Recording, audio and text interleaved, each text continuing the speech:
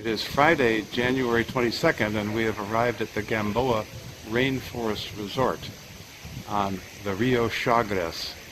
The Rio Chagres provides the water that fills up Gatun Lake and thus the water for the Panama Canal. You see the river going from left to right down toward the canal. Nice set of pools here.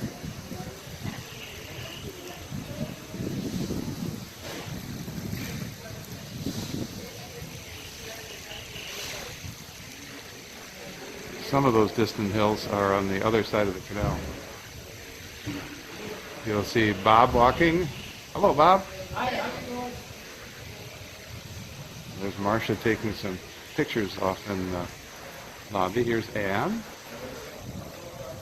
and Carla and some other people who happen to be here.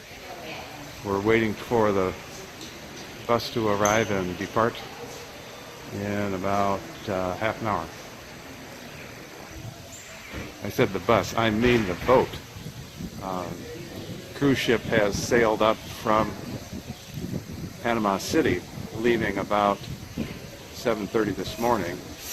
Will be arriving at the dock here and discharging its passengers. Will take a bus back to Panama City. We will get on and ride through the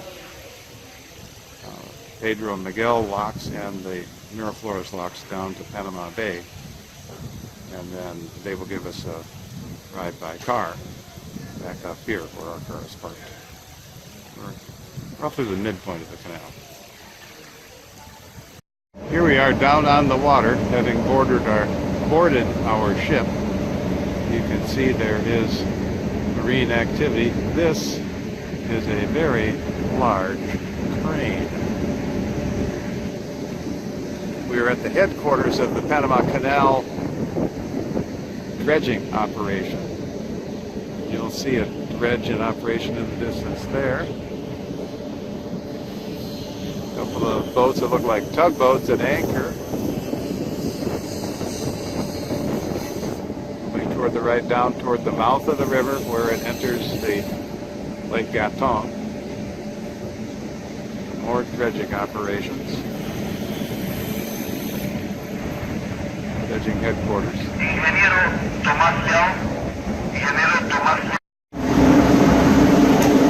This is the bridge over the mouth of the Chagres River. We're on the canal now.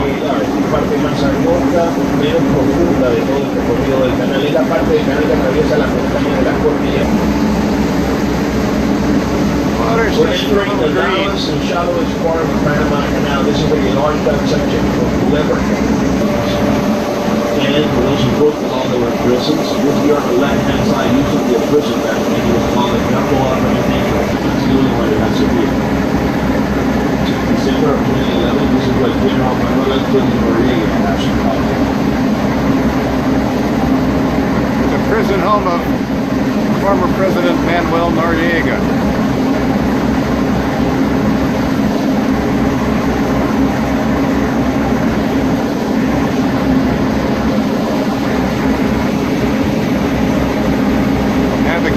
Markers alongside the river.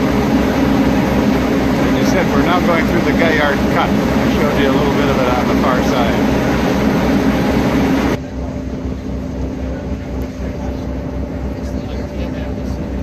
You see the width of the canal as it goes through the Gaillard Cut.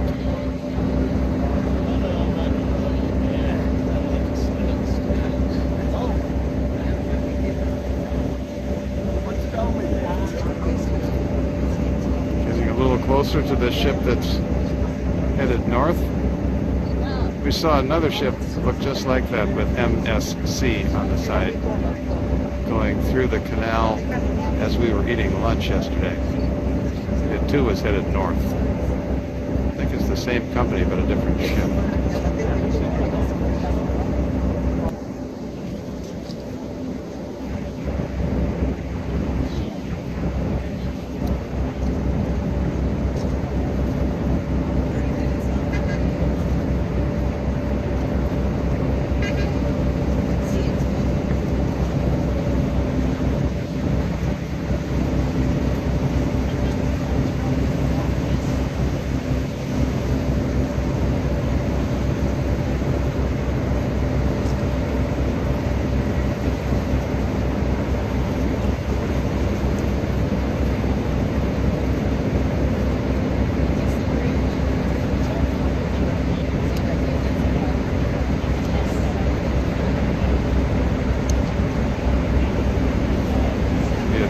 at the stern.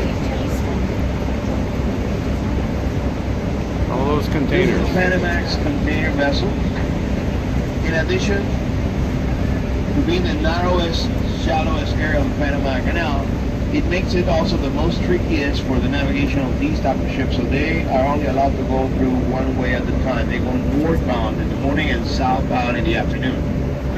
At night, smaller vessels come through. They don't have a restriction, and there'll be two-way traffic at night.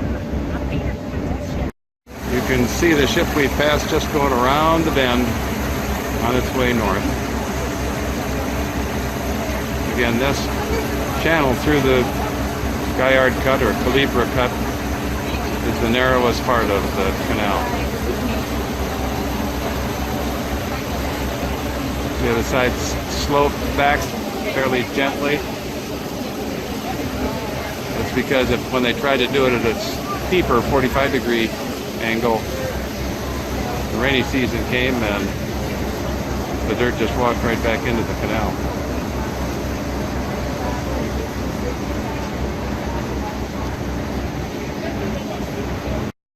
Ahead you can begin to see the new Centennial Bridge. It's the first bridge to cross the mid part of the canal, that is, other than at Cologne or Panama City. Looks like it's a cable-stayed bridge, looks like the Zakin Bridge in Boston. We'll get a better view as we get closer. Notice again the shallow sides of the Galliard or Calibra Cut.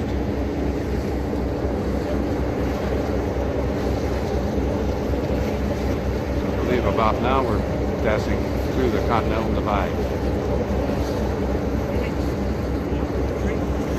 Estamos llegando al punto más alto de la excavación del canal. El cerro que ven está adelante a la izquierda es el Cerro de Oro, justo enfrente a la derecha el de los contratistas. Ambos formaban una sola montaña que fue partida en dos por el canal. Y es el sitio exacto donde podemos propiamente decir que cruzamos la línea de la división continental. Los cerros obtuvieron su nombre durante el periodo francés de la construcción del canal. El cerro de los contratistas, por el gran número de contratistas privados que trabajó en él a la vez. El Cerro de Oro derivó su nombre de un rumor que circuló, se dice intencionalmente por parte de la empresa francesa que construía el canal, que se había encontrado oro dentro de la montaña. La lógica era muy sencilla, la estancia excavando el canal iba a sacar oro de la obra también, porque por esto fue foto allí para hacer constar que estuvo allí. Mucha gente, cuando viaja en un crucero y van a cruzar la línea ecuatorial, el capitán anuncia que van a cruzar la línea ecuatorial y la gente hace un conteo regresivo para ese momento y se sacan la foto allí. Las fotos salen bonitas, sí, pero yo nunca he visto que salga el Ecuador en la foto. Así que si tienen cámara y pueden usarla ahora, es un muy buen momento para hacerlo, ya que aquí tienen como fondo las montañas de la división continental. The bus is called Gold Hill, and across from it on the right band is Contractors Hill. There used to be a single mountain that was split in two by the canal, and that's a landmark for us to know we're crossing the Continental Divide. Remember, this is the only gap there is in the Continental Divide, so that makes it a unique place. Both hills got their names during the French period of the construction of the Panama Canal. Contractors Hill for the many private contractors that were working at it at the same time. And Gold Hill derived its name out of a rumor that was spread, some say intentionally, by the board of directors of a French company that was digging the canal. Found it easy to entice people back in France to keep buying stock in the company. When they put the word out, they had found gold inside that mountain. It was really a very simple logic. As they would be digging the canal, they'd be getting gold out of it too. So of course they sold every stock they put out. They never found gold in the mountain though. But the name did stick, and there you have it, folks. If you brought your cameras, that's a nice picture. You can get yourself with that back behind you. You can tell your friends you were crossing the Continental Divide right there. When you travel to a unique place, you always want to bring a picture that shows that you were there. So a lot of people cross the equator on a cruise ship. Captain announces that they're about to cross the equator line. They do a countdown to that moment. Passengers take their pictures there. I've seen them. They come out great. Never see the equator show up in a picture though. But you can have the Continental Divide in the background here. So by all means, if you have a camera, folks, this is what I would like to call selfie time.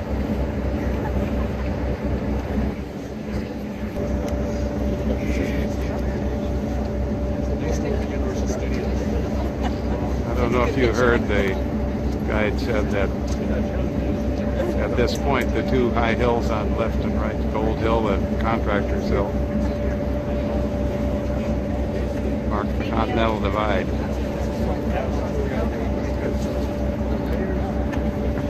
There's our Centennial Bridge. I was heading northbound this morning.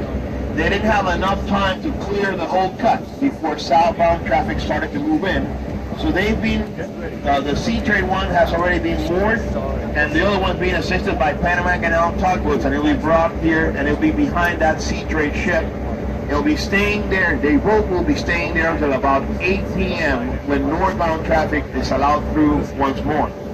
One way only. The Centennial Bridge is the second permanent link across the Panama Canal, built by a German company called Billfinger Berger at a cost of $104 million. 1,000 meters long, 80 meters above the waterline, linking on the west the town of Arreján, on the east the outskirts of Panama City. A much needed and welcome alternative to going through downtown Panama City during rush hour. So that's in a nutshell how the canal works. That's why we have locks, not because an ocean is higher than the other, but because the lake in the middle is above sea level, and you need to go through those to get to and from the lake. East and west, identical, but also independent. You can have the ship going northbound on one side and southbound on the opposite lane, one going up at the same time, another one coming down on the other side, or coming up, or both coming down. It'll all be up to traffic flow at different times of the day. And as I explained, it has to do with the navigational conditions in the our cut. In the morning, the locks both in the Pacific and the Atlantic are moving ships from the ocean up through the locks towards the land, or stacking the cable so that the vessel always stays in the middle of the chamber. If he leans on the wall, it can damage the hull of the ship, or it can damage the wall too. So they try to keep that friction to a minimum by using the mules. We are so small, we don't need mules. We fall under the headline category. Vessels under 125 feet in length will not require mules. We tie up to the wall with our own lines and do the walkers like that. Pedro Miguel lock right now on the east lane. We're gonna go to the very front end of the lock chamber, tie up to the wall on the left-hand side. The Isla Morada will come alongside us and tie up to us. And then the sailboat will come in.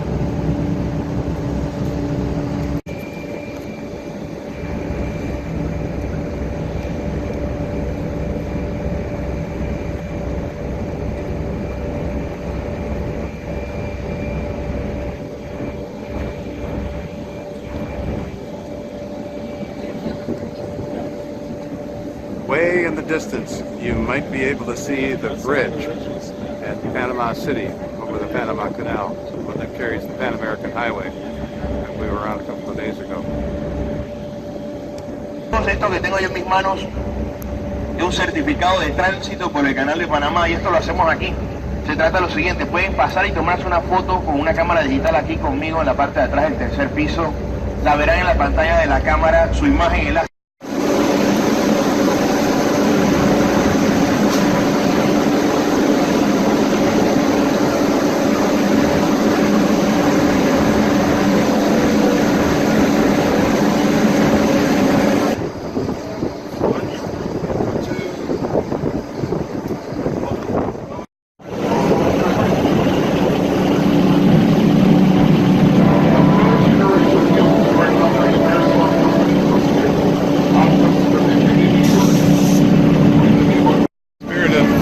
Has reached the bottom of the locks and is now being pulled forward. Behind us is a tanker that's going to be in the lock along with us, another cruise ship, and a sailboat. And